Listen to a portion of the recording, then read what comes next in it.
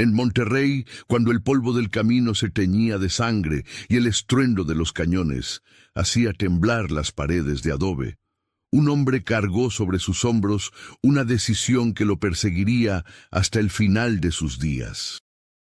Decían que Pedro de Ampudia no era el general más amado, pero sí el único que tuvo el valor de mirar a sus soldados a los ojos y elegir entre la gloria y la vida. En aquellos días, Monterrey dejó de ser solo una ciudad para convertirse en una prueba de fuego para el alma de México. Si esta historia te está atrapando, suscríbete al canal Cuentos de la Tierra y déjanos en los comentarios desde qué país o ciudad nos estás escuchando. Tu apoyo nos ayuda a seguir contando estas historias que merecen ser recordadas. Ahora sí, continúa con este relato. El aire olía a pólvora vieja y tierra seca. Las campanas de la catedral repicaban con un sonido grave, como si el bronce presintiera la tormenta que venía del norte. Las mujeres corrían por las calles empedradas, con canastas tejidas y ánforas de barro, guardando maíz, frijol, mantas y lo poco que podían cargar si la ciudad caía. Los ancianos se reunían en la plaza del kiosco, sentados en bancas de madera, apretando rosarios gastados entre los dedos, murmurando oraciones que se perdían entre el tañido de las campanas y los gritos de los vendedores que cerraban a toda prisa sus puestos.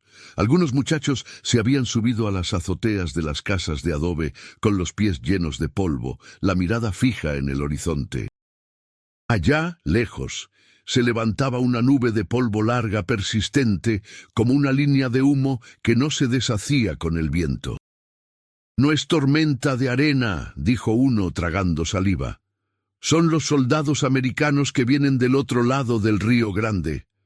En medio de ese murmullo inquieto, Pedro de Ampudia cruzó la plaza con el paso firme de quien ha visto demasiadas guerras para engañarse con falsas glorias.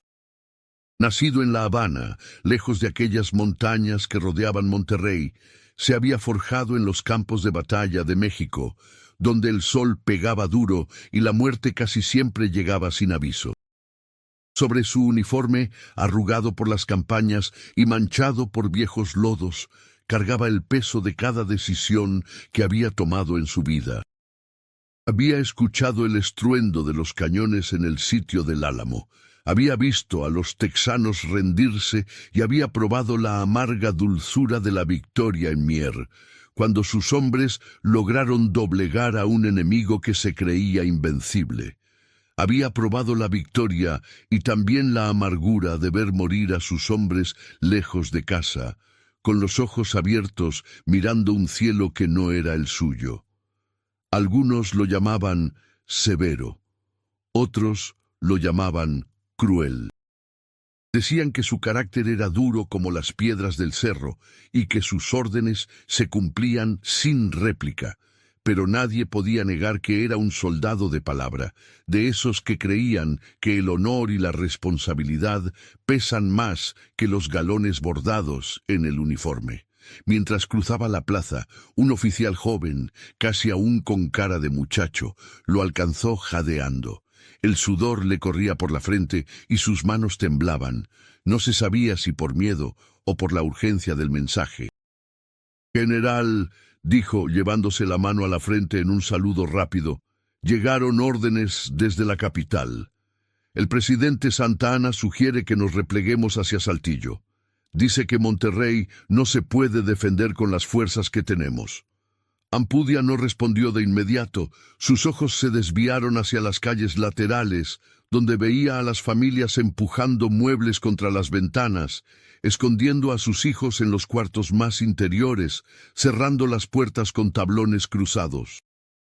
Vio a un comerciante clavar la última tabla sobre la entrada de su tienda, como si eso fuera a detener el paso de la guerra. Vio a una madre abrazar a su niño con tanta fuerza que parecía querer esconderlo dentro de su propio pecho. ¿Retirarse?, pensó, ¿y dejar que estos muros de piedra y adobe queden a merced del enemigo? ¿Decirle a esta gente que el ejército de México los abandona? El joven oficial esperaba, con el pergamino aún arrugado en la mano. «No, muchacho», dijo por fin Ampudia sin apartar la vista de la gente. «Esta ciudad confía en nosotros. Monterrey no se abandona. Hay momentos en la vida de un hombre en que uno no puede escuchar solo la voz de la estrategia. Aquí hay que escuchar también la voz del honor». La noticia corrió de boca en boca, de ventana en ventana, de esquina en esquina. El general se quedaba, el ejército no se retiraría, Monterrey sería defendida. Ese mismo día, Ampudia comenzó a recorrer las posiciones que serían el escudo de la ciudad. La ciudadela, conocida como el Fortín Negro, se alzaba como un diente de piedra al norte, con muros gruesos y cañones que apuntaban al horizonte. Más allá, el Fortín de la Tenería custodiaba uno de los accesos principales, con sus parapetos preparados para recibir el primer golpe. En el Cerro del Obispado, dominando la ciudad desde lo alto, se levantaban piezas de artillería que vigilaban el valle entero.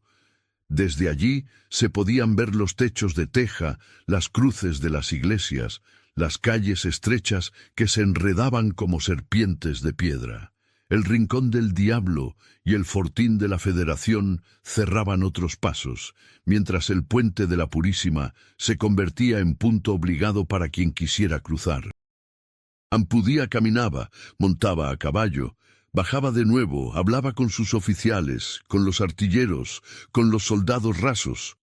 Ordenó colocar cañones en las azoteas de las casas más sólidas. Apostó tiradores en las esquinas de las calles, donde el enemigo tendría que doblar inevitablemente. Convirtió cada casa en un pequeño bastión de adobe y voluntad. Las paredes fueron agujereadas para permitir el paso de un cuarto a otro sin salir a la calle, de manera que los soldados pudieran moverse como sombras por dentro de las manzanas, disparar y desaparecer. Los soldados mexicanos lo observaban pasar. Sus rostros estaban curtidos por el sol del norte, sus uniformes gastados, algunos con parches de colores distintos, otros con botas que ya habían visto demasiados caminos. No eran muchos, apenas unos 3,000 hombres frente a un ejército que, se decía, triplicaba su número. Pero sus miradas no se quebraban. «No somos muchos, mi general», le dijo uno, un veterano de bigote cano y manos callosas. «Pero el que es perico, donde quiera es verde. Aquí estamos y aquí nos quedamos». Ampudia asintió. No sabía si la ciudad resistiría, pero sabía que esos hombres pelearían hasta el límite de sus fuerzas. A veces, en los silencios entre orden y orden, le venía a la mente un viejo dicho: «Al mal tiempo, buena cara».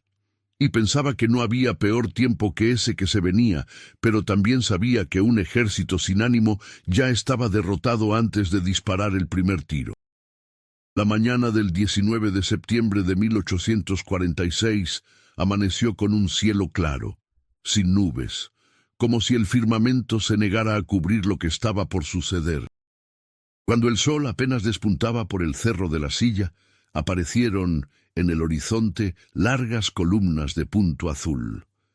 Las filas avanzaban con ritmo constante, polvo levantándose a sus pies, banderas ondeando con estrellas blancas sobre fondo oscuro.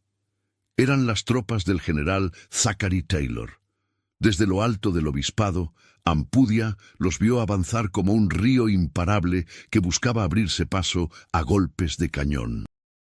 El brillo del metal de la artillería estadounidense hería los ojos, mientras los cañones eran arrastrados por caballos vigorosos. Aquel no era un enemigo improvisado, era un ejército disciplinado, bien armado, confiado en su superioridad. «Mírelos, mi general», murmuró a su lado un oficial. «Vienen como si ya fueran dueños de esta tierra». Ampudia apretó la mandíbula.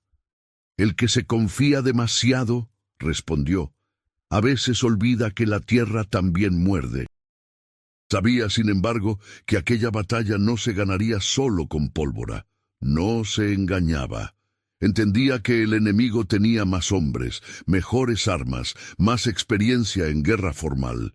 Comprendía que, más allá de los cañones y los fusiles, lo que estaba en juego era otra cosa: la dignidad de un pueblo que no quería ver sus calles convertidas en simple botín de guerra. Y supo, en lo más hondo de su alma, que en los días que venían cada decisión que tomara sería juzgada no solo por sus superiores, sino por la historia misma. A las 8 de la mañana, los primeros cañonazos rasgaron el cielo. El estruendo hizo temblar las paredes de adobe y levantó nubes de polvo que cubrieron las calles como un manto gris. El fortín de la Tenería fue de los primeros en sentir la furia del ataque. Los soldados mexicanos disparaban desde las troneras, recargaban con manos temblorosas, volvían a disparar mientras las balas enemigas silbaban como avispas enfurecidas alrededor de sus cabezas. Cada estallido de artillería arrancaba pedazos de muro, levantaba astillas de piedra, hacía caer tejas que rebotaban en el suelo con un ruido seco. Cada vez que un cañón enemigo acertaba de lleno, una familia perdía a un hijo, una madre quedaba sin su muchacho, una novia guardaba luto antes siquiera de la boda. No había necesidad de describir la sangre para sentir el peso de la tragedia. Bastaba escuchar los gritos ahogados, los sollozos que salían de las casas, las plegarias de las mujeres que pedían a gritos que los santos protegieran a los suyos. Las fuerzas americanas comenzaron a empujar por el este, comandadas por el general Worth. Y entonces comenzó algo que ningún soldado olvida: la guerra de casa en casa, de pared en pared, de esquina en esquina. En muchas calles, el enemigo optó por avanzar por las azoteas, derribando paredes para evitar los cruces abiertos donde los esperaba el fuego mexicano. El olor a pólvora se mezclaba con el aroma del pan recién horneado en algún horno que aún resistía. A ratos, un soplo de viento traía el olor del café de olla, preparado a toda prisa por alguna mujer que se negaba a dejar a los soldados sin un trago caliente entre tanta muerte. Los gritos de los heridos rebotaban en las paredes de piedra, se mezclaban con las órdenes secas de los oficiales, con el crujido de la madera astillada y el zumbido constante de las balas. El polvo lo cubría todo: rostros, uniformes, puertas, imágenes de santos en las paredes. En medio de ese infierno, el general no se quedó en su cuartel. Lo vieron en la ciudadela, lo vieron en el obispado, lo vieron en las calles empedradas, con el uniforme manchado de polvo y de sangre ajena, dando órdenes, animando a sus hombres, poniendo su propia vida a la distancia de un disparo. Durante el segundo día, Monterrey resistió.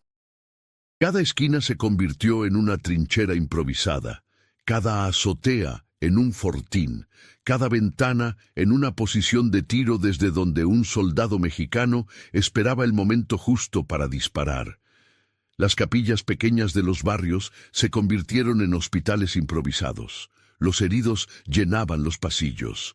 Las mujeres del pueblo rasgaban sus enaguas para hacer vendajes, limpiaban heridas con agua que los niños cargaban en cántaros desde los pozos. El murmullo de los rezos se mezclaba con los lamentos, con el Padre Nuestro dicho una y otra vez, junto al susurro de «Aguanta, ya casi pasa». Pero las pérdidas aumentaban. Los informes llegaban a manos de Ampudia como golpes al corazón. «Mi general», le dijo uno de sus oficiales, Evaristo Montes, con el rostro tiznado de negro por el humo. La Tenería cayó. El fortín de la Federación está casi perdido. Nos están rodeando. Esa noche, entre el 20 y el 21 de septiembre, Ampudia se quedó solo en su cuartel, a la luz vacilante de unas cuantas velas. Sobre la mesa había un mapa de la ciudad, manchado de sangre, sudor y polvo. Cada fortín marcado con tinta parecía una herida abierta. Afuera se escuchaban lejanos algunos tiros dispersos, gemidos que no alcanzaban a convertirse en palabras, el arrastre de camillas improvisadas. podía seguir resistiendo. Podía ordenar a sus hombres que pelearan hasta el último cartucho, hasta la última gota de fuerza. La historia, tal vez, lo recordaría como aquel que nunca se rindió, como el general que convirtió Monterrey en un altar de sacrificio. Pero también sabía que esa gloria costaría la vida de cada soldado bajo su mando, de cada familia que había decidido quedarse porque confiaba en que el ejército mexicano no los dejaría solos. Recordó el rostro de un soldado joven que, horas antes de morir, le había pedido una bendición, como si Ampudia fuera sacerdote y no general. Aquel muchacho, con los ojos grandes y asustados, había dicho: «Mi general, si no vuelvo, dígale a mi madre que no tuve miedo». ¿Cuántos más, pensó Ampudia mirando el mapa, tendrían que caer para que mi orgullo quedara intacto? Si conoces a alguien que disfruta de buenas historias, comparte este cuento. Juntos mantenemos viva la tradición de contar historias. Al amanecer, las banderas azules ondeaban ya en algunos de los fortines que antes defendían los mexicanos. El cerco se cerraba como un puño de hierro alrededor de la ciudad. Las calles se habían vuelto un laberinto de ruinas, puertas arrancadas, vigas caídas, paredes abiertas que dejaban ver salas vacías, mesas volcadas, imágenes de santos ladeadas por las explosiones. Ampudia reunió a sus oficiales. Algunos tenían el brazo vendado, otros cojeaban, varios llegaban con los ojos enrojecidos por el humo y la falta de sueño. «Prefiero morir con honor que rendirme con vergüenza», dijo uno de ellos, golpeando la mesa con el puño. Ampudia miró hacia la ventana. A través del hueco se veían las calles llenas de escombros, los cuerpos cubiertos con mantas, las siluetas de mujeres que caminaban inclinadas, cargando cubetas de agua, cruzando de casa en casa entre los disparos aislados. «Señores», dijo con la voz grave pero firme, «el honor no está en morir inútilmente. El honor está en salvar lo que todavía se puede salvar. Si seguimos peleando así, convertiremos esta ciudad en un cementerio. Voy a negociar una capitulación». Lo que sucedió después sorprendió a propios y extraños. El 24 de septiembre, Pedro de Ampudia se reunió con los generales estadounidenses Zachary Taylor y William J. Ward bajo bandera blanca, en una casa con paredes agujereadas por las balas y un techo medio derrumbado. Afuera, los soldados de ambos bandos esperaban en silencio, con las armas aún calientes en las manos, respirando un aire cargado de ceniza y tensión. «General Ampudia», dijo Taylor, «su resistencia fue valiente pero inútil. Le ofrezco rendición incondicional». Ampudia lo miró de frente, sin bajar la vista. «General Taylor», respondió, «mi ejército ha peleado con honor. No entregaré mis armas como si fuéramos criminales. Si quiere esta ciudad, tendrá que pagar el precio de la dignidad». Contra lo que muchos habrían esperado, Ampudia no salió de allí humillado. Negoció condiciones que pocos generales han logrado arrancar a un vencedor. El ejército mexicano saldría de Monterrey con las banderas desplegadas. Los soldados conservarían sus armas personales y una batería de artillería. Tendrían libre paso hacia Saltillo sin ser molestados. Se respetaría un armisticio de varias semanas. Taylor aceptó, quizá porque reconoció el valor de aquellos hombres que resistieron 3 días contra un enemigo superior. Quizá porque entendió que una victoria demasiado sangrienta no le daría la gloria que buscaba. Al día siguiente, cuando el sol apenas empezaba a calentar las piedras de la ciudad, el ejército mexicano se formó en la plaza. 3,000 hombres polvorientos, heridos, agotados, pero con la cabeza en alto. Las banderas tricolores flameaban al viento, manchadas de pólvora pero intactas. Los tambores resonaban con un ritmo lento, marcial, digno. Las familias de Monterrey salieron a despedirlos. Algunas mujeres lloraban, otras rezaban, algunas gritaban, «¡Vuelvan pronto! ¡Aquí los vamos a esperar!». Los niños agitaban pañuelos blancos desde las azoteas, sin entender del todo lo que significaba aquella marcha, pero sintiendo que algo grande y triste estaba sucediendo. Pedro de Ampudia cabalgaba al frente de su columna, con el uniforme rasgado y el rostro marcado por la falta de sueño, pero con la mirada firme, sin bajar la cabeza ante nadie, ni siquiera ante el enemigo que lo miraba pasar en silencio. Cuando la noticia llegó a la capital, muchos lo llamaron cobarde. ¿Cómo se atreve a entregar Monterrey?, decían los políticos desde sus cómodos despachos. Santa Anna lo criticó públicamente, lo relevó del mando, lo sometió a juicios y murmuraciones. Pero los hombres que estuvieron ahí, los que vieron caer a sus compañeros, los que cargaron a los heridos bajo el fuego enemigo, los que escucharon los sollozos de las madres en medio del estruendo, esos hombres sabían otra verdad. Años más tarde, cuando la guerra terminó y México perdió la mitad de su territorio, algunos historiadores comenzaron a mirar hacia atrás con otros ojos. Descubrieron que Pedro de Ampudia había sido el único general mexicano que logró negociar términos verdaderamente honorables con el enemigo. Zachary Taylor, el vencedor de Monterrey, llegó a ser presidente de los Estados Unidos, pero cuentan, nunca olvidó al general cubano-mexicano que lo hizo sudar por cada esquina de aquella ciudad. Ampudia vivió todavía varios años, sirviendo como gobernador en distintos estados, siempre con la sombra de Monterrey siguiéndolo a donde iba. Algunos lo señalaban, otros lo defendían, pero el tiempo, que es juez silencioso, fue acomodando su nombre en un lugar más justo. Y cuentan los viejos de Monterrey que, en las noches de septiembre, cuando el viento sopla entre los muros de la antigua ciudadela y las campanas de la catedral repican despacio, todavía se puede escuchar el eco de aquellos tambores que marcaban el paso de hombres que no se rindieron, sino que eligieron salvar lo que más importaba, la vida de sus compañeros y la dignidad de su causa. Porque al final, el verdadero honor no siempre está en morir por la patria. A veces está en tener el valor de vivir cargando con las decisiones más difíciles, esas que nadie aplaude en su momento, pero que la historia, tarde o temprano, termina por comprender.